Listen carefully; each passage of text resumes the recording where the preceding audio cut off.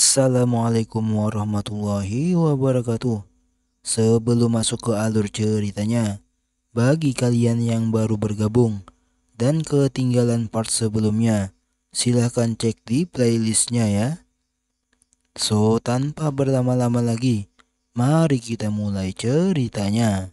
Melanjutkan cerita sebelumnya, saat bocil itu ditangkap oleh Hanso, dengan rasa takut dia berkata, "Aku jelas-jelas melihatmu pingsan." Hanso pun merespon, "Kelihatannya skill beraktingku tidak terlalu buruk." Hanso pun menyarankan bocil itu untuk tidak berpikir menghubungi monarknya. Bocil itu hendak bicara, namun Hanso menghentikannya dan menyuruhnya diam.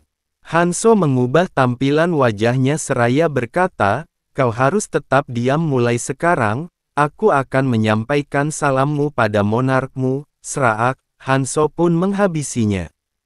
Kelihatannya mereka hanya menanamkan satu orang di sini. Hanso tidak menyangka mereka menyerah begitu mudah. Tapi pada akhirnya kita akan bertemu, tidak perlu tergesa-gesa. Hanso pun bergumam, "Semua hal yang ku dengar di area tutorial di kehidupanku sebelumnya, Dungeon tersembunyi bukanlah entitas yang terpisah. Pulau Menara memiliki struktur di mana kau harus melewati ruangan Dungeon untuk naik ke lantai selanjutnya. Itu berarti ada Dungeon di atas lantai ketiga, dan itu adalah tujuan akhir dari zona tutorial." Scene berpindah di aula utama lantai kedua. Harus merasa ada yang harus dia lakukan sebelum itu. Pertama, artefak yang kumiliki sekarang bukan dari peringkat yang tepat. Selain artefak tipe pertumbuhan, Nurmaha, efisiensinya rendah. Hanso merasa dia harus mendapatkan artefak baru untuk menebus yang tidak berwarna. "Kang Tae, aku akan memanfaatkan dengan baik rute yang kau berikan padaku." Terlihat Hanso yang mengamati dan menunggu untuk naik ke lantai selanjutnya. Hanya tersisa 50 orang untuk masuk dari lantai pertama. "Ayo segera masuk." Setelah semua orang masuk, mereka disambut dengan Ferry, "Selamat datang." Untuk ruangan di lantai kedua, aku akan menjelaskan semuanya pada kalian sekarang. Kalian sudah menunggu lama ya?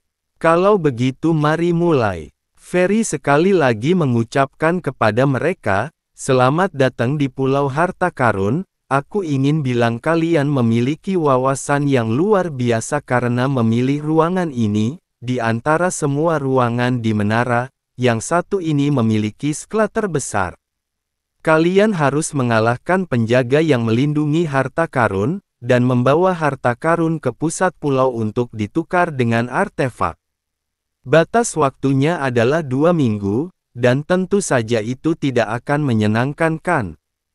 Hanya mereka yang mengubah harta karun itu menjadi artefak dan memilikinya uang dapat pergi.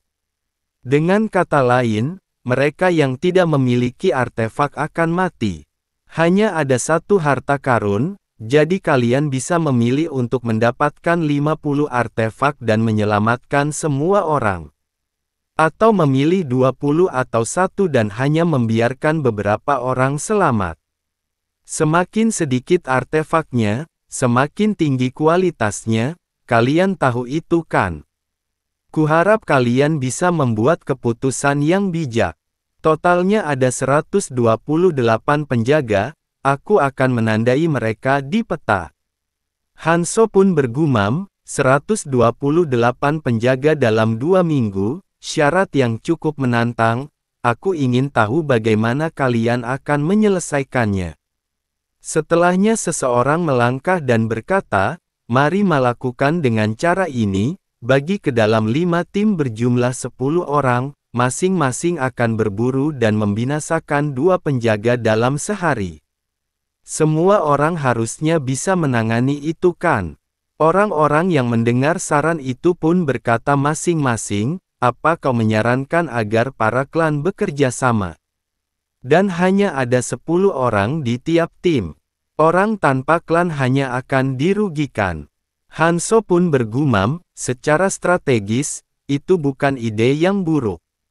Terlihat 2 orang yang seperti berinteraksi dengan gestur, si wanita itu mencolek si pria, yang membuat pria itu tersentak melihat ke arah si wanita itu melihat. Setelahnya dia berkata, kami juga setuju, 2 penjaga tiap grup setiap harinya kelihatannya masuk akal, jika kalian gagal, kalian akan dimintai pertanggungjawaban. Kami sudah siap dengan jumlah yang cukup di klan kami. Hanso bergumam, jadi 2 orang yang berpenampilan kuat itulah yang mengatur suasana. Semua orang yang mendengar pria itu pun hanya bisa mengikutinya. Untuk sekarang, kita tidak punya pilihan selain mengikuti, jika kita ingin bertahan hidup.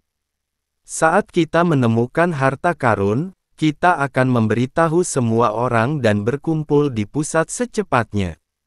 Lalu 5 orang lagi datang kemari. Klan kami memiliki lebih dari 10 orang. Hanso pun bergumam, 128 penjaganya tersebar karena Dungeon ini besar. Hanso merasa dia harus lebih rajin. Kuncinya adalah bergerak sendiri untuk sekarang. Hanso pun bergerak tanpa berinteraksi dengan siapapun. Wanita rambut kuning yang melihat itu dia mengerutkan kening. Kemana wanita itu pergi? Hanso yang sudah berjalan jauh dia bergumam, aku mengejar potongan tersembunyi di tempat ini, dengan imbalan batu filosofer, syaratnya adalah memperlihatkan saat Kang Tae memberitahu Hanso, dia berkata jika dia bertaruh, tidak ada orang selain dirinya yang akan berhasil. Kang Hanso, aku memberitahumu ini secara khusus, jadi dengarkan baik-baik. Di antara orb yang didapatkan dengan mengalahkan para penjaga, selain yang bersinar, sisanya cuma orb biasa. Orang-orang hanya serakah pada harta karunnya dan sering membuang orb tanpa tertarik. Tapi Kang Tae tahu, itu bukan hanya orb biasa. Aku menemukan ini dengan otak cerdasku. Jika kau mengumpulkan 32 orb, kau bisa menukarkannya untuk 1 artefak yang mirip batu filosofer dengan cukup baik. Kau tidak tahu kan? Sudah jelas. Kang Tae dia tertawa puas, menemukan peristiwa tersembunyi tanpa alasan untuk seseorang sepertiku. Kemudian yang melihat itu dia berkata, dia sungguh cerewet untuk seseorang yang terlalu serakah untuk membiarkan mereka sendirian.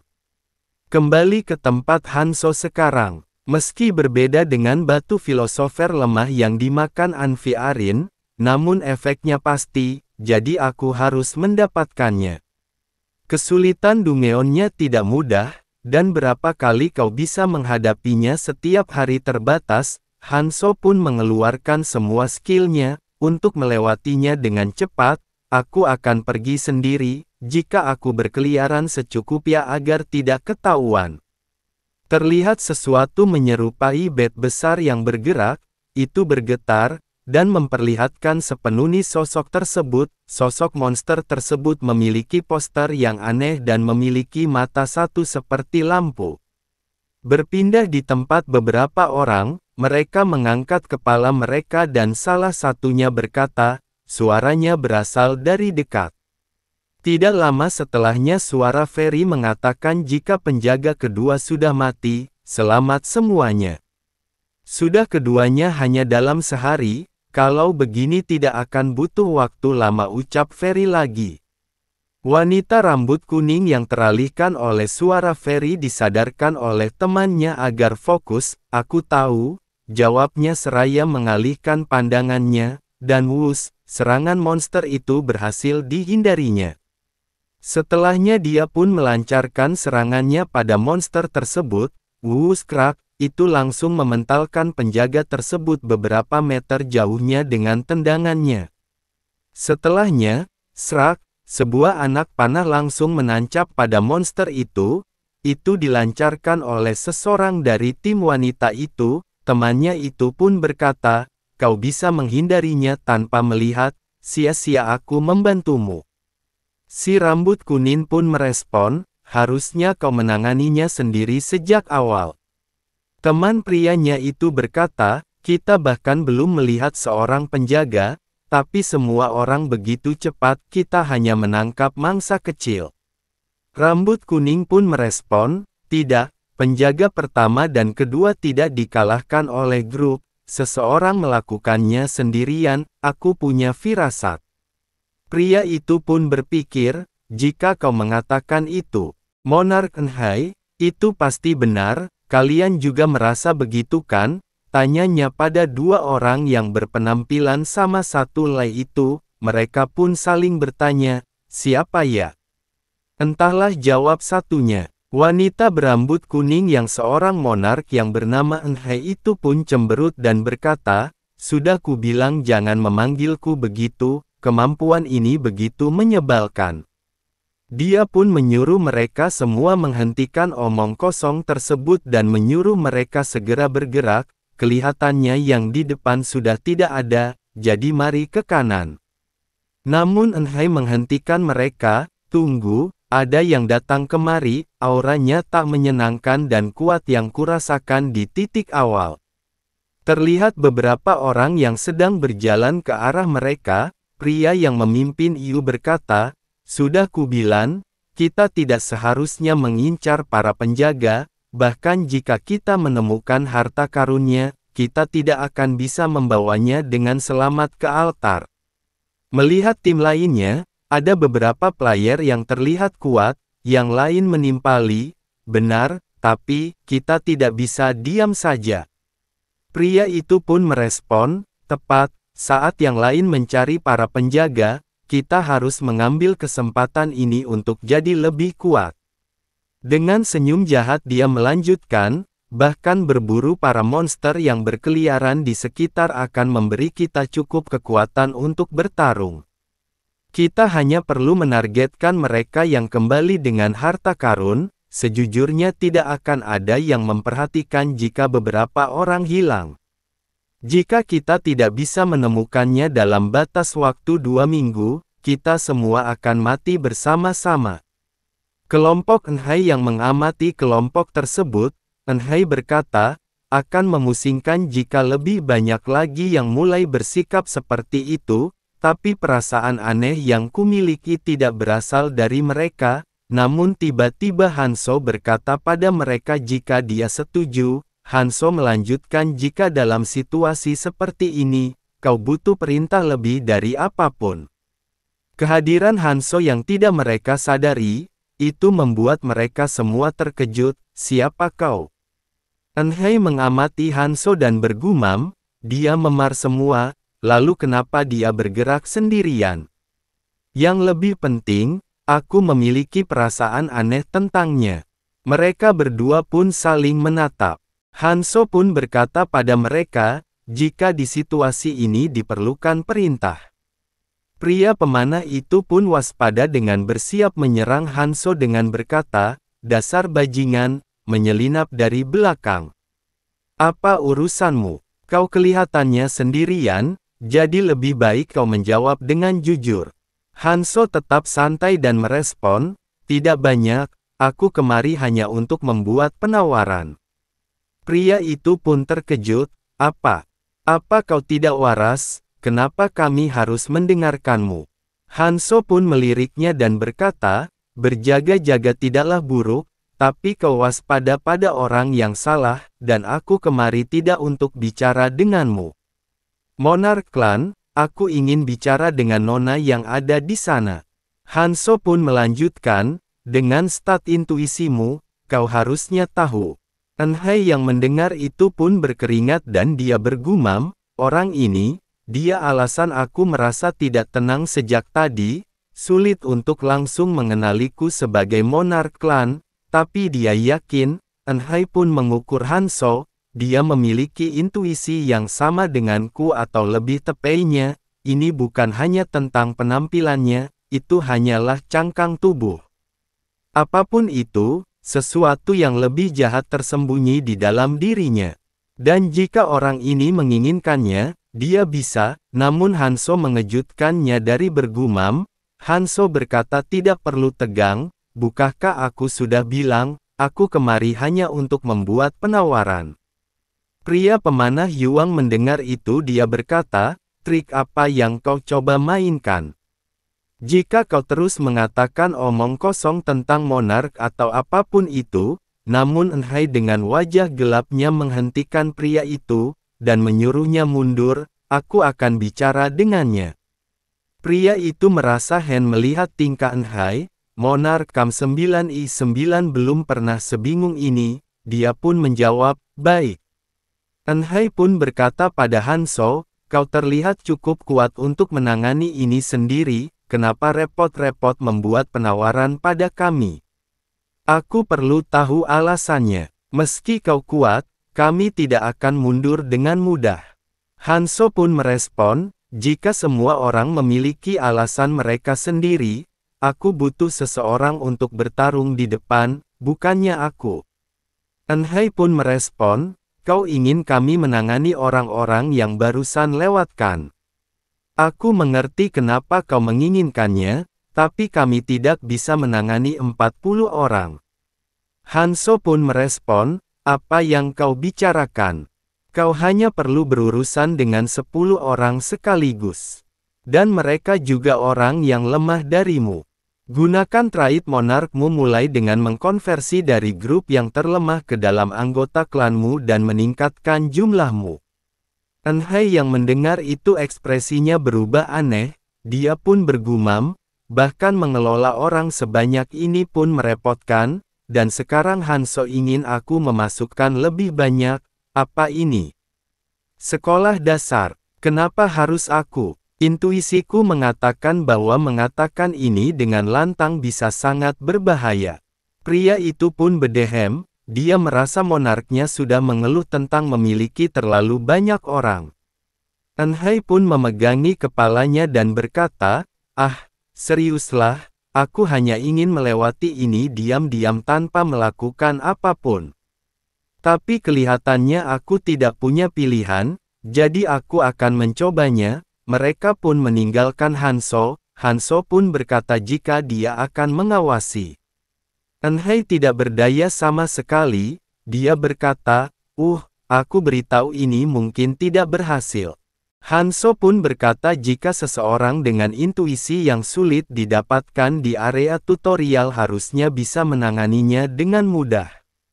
Hanso pun membuka panel statnya dan berkata, sekarang aku sudah dengan mudah membunuh Guardian dan mendapatkan harta karun itu. Ini adalah saat sempurna untuk mempersiapkan langkah selanjutnya dengan Exploration King.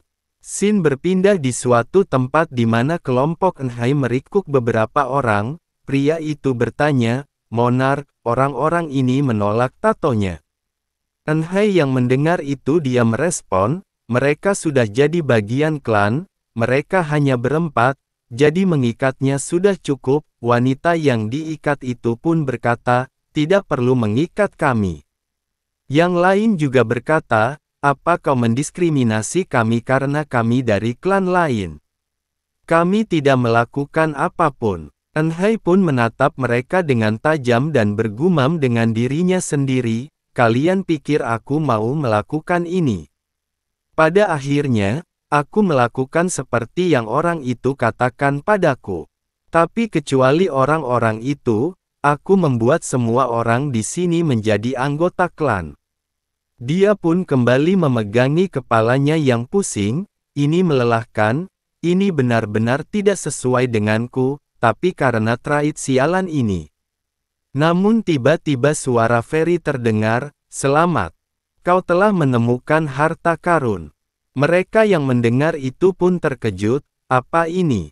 Siapa yang mengambilnya? Suara Ferry kembali terdengar dan menyuruh orang yang mendapatkan harta karun itu untuk datang padanya untuk ditukar. Enhai pun berkata, tapi, jika semua orang ada di sini, lalu siapa yang menemukan harta karunnya? Namun seseorang di belakangnya terkejut dan memanggilnya, monark. Dia pun memperlihatkan sesuatu dan berkata jika dia menemukan ini di bawah pohon di sebelah sana. Enhai yang melihat itu berbinar, dia bilang akan membiarkan kami keluar dengan mudah. Tidak lama setelah ini dia menyerahkannya pada Ferry dan berkata, ini pasti harta jarun yang sebenarnya kan? Ferry pun menjawab, iya, Itu sudah dikonfirmasi, itu adalah harta karun yang sempurna. Sayang sekali tidak ada yang mati, kau telah melakukan pekerjaan yang bagus. Meski kelihatannya kau bukan orang yang mengambilnya langsung. Enhai pun bertanya, jadi, tidak ada hadiah. Ferry pun menjawab, tidak perlu terburu-buru, jangan khawatir, aku akan memberimu banyak waktu untuk memilih. Nomor mana yang akan kau ambil? Karena kau adalah ketua klan, satu-satunya jubah emas berada di luar jangkauanmu. Semua orang yang melihat itu menjadi tegang, mereka sangat berharap, tolong, agar semua orang mendapatkan artefak, harus nomor 50. Enhai pun berpikir, apa yang harus aku ambil? Haruskah aku mengambil nomor 1 dan membunuh semua orang? Tolong selamatkan kami, Nomor 50, kau menyelamatkan kami semua. Kami akan melayanimu sebagai monark sejati kami. Enhai pun berkata, tapi ini jadi tidak membosankan kan? Bagaimana dengan game bertahan hidup, semua anggota klan yang baru, antara bunuh dirimu sendiri atau saling membunuh, itu perintah monark. Mereka yang mendengar itu pun marah, apa kau bilang? Mereka pun menggunakan tato di tangan mereka masing-masing. Mereka protes, mustahil, apa kau benar-benar berpikir kami akan mengikuti perintah itu hanya karena kau seorang monark? Namun terlihat tato di tangan mereka perlahan memudar. Setelahnya itu hilang, tato klam di tanganku hilang, ucap seseorang. Apa itu berarti kita buka anggota klan lagi? Jadi kita bisa bertindak bebas sekarang. Ferry pun mencemooh mereka dan berkata, apa kalian pikir perintah untuk mati seperti itu akan berhasil tanpa sedikit pun kesetiaan? Kalian semua menyedihkan sekali, pergi saja, tempat ini akan segera disegel. Karena jalan ke lantai ketiga sudah terbuka, lihat saja. Mereka yang mendengar dan melihat itu pun bergegas, sialan, mari keluar. Wanita yang sebelumnya diikat berkata, aku sudah melepaskannya, tunggu aku akan melepaskan semua orang. Cepat, kita harus melapor pada monark. Dia pergi mendahului kita, jadi dia harusnya ada di lantai ketiga sekarang. Hanso yang menutup matanya, tiba-tiba membuka matanya dan mendengarkan percakapan mereka. Terlihat salah satunya sedang menghubungi dan berbicara pada monarknya. Iya monark, kami bisa membunuh mereka semua di sini. Tapi kami terganggu, jadi. Iya, mengerti. Apa, kau ingin kami datang sekarang juga? Iya, aku akan langsung pergi. Aku pergi. Tempat di mana monark berada lebih mendesak. Dia pun memberitahu kelompoknya untuk menuju lantai ketiga, monark dalam bahaya, jadi jangan buang waktu.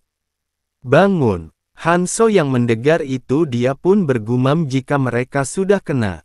Sekarang tunjukkan jalan menuju L0 lokasi pemimpinmu, jalan ke lantai 3 dan lantai 3 itu sendiri cukup besar karena bentuk Dungeon, jadi menemukan orang tertentu hampir mustahil.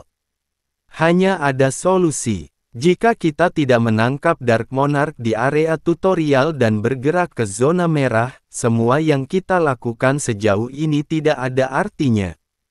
Kita harus memblokir semua jalan dan memandunya ke satu arah. Pulau Menara adalah tempat sempurna untuk mengeksekusi semuanya. Kau benar. Lantai pertama dan kedua di Pulau Menara itu mustahil, tapi lantai ketiga itu memungkinkan.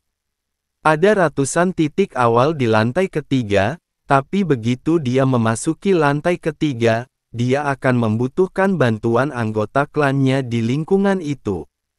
Ucap Eres dan melanjutkan, jadi dia akan memanggil mereka kembali dari segala tempat, dan itu akan menjadi satu-satunya kesempatanmu. Lantai ketiga menara adalah tempat yang kau lewati sebelum mencapai dunia lain yang sebenarnya. Ini adalah tempat yang meniru lingkungan zona merah berikutnya. Berbeda dari yang asli, tetapi memiliki lingkungan yang mirip. Para monster yang ada di sini levelnya berbeda dari sebelumnya. Jadi kita memancingnya, itulah rencananya. Jika dia merasa kita mengejarnya, dia akan langsung bersembunyi. Kita harus menyerang saat dia merasa aman, ucap Kang Tae. Hanso yang mendengarkan itu ekspresinya berubah aneh. Kang Tae melanjutkan, dia sangat waspada, jadi aku bertaruh dia akan mencoba membawa anggota klannya yang asli dengan selamat ke zona merah. Dia kuat, tapi tidak sekuat diriku, namun masih cukup kuat, ucap Kang Tae. Jadi kau tahu apa yang perlu kau lakukan untuk menyingkirkannya kan? Tiruan yang mirip dari batu filosofer yang kudapatkan dari berburu harta karun. Hanso bergumam jika persiapannya untuk tahap akhir sudah selesai. Tapi sebelum itu, aku perlu menangani si gila Dark Monarch di lantai ketiga ini. Hanso pun memasuki lantai ketiga dengan cepat seraya berkata, akhirnya aku bisa melihat wajahnya dengan baik, wus. Terlihat kelompok Enhai yang mengamati Hanso. Enhai berkata, mari ikuti dia sekarang.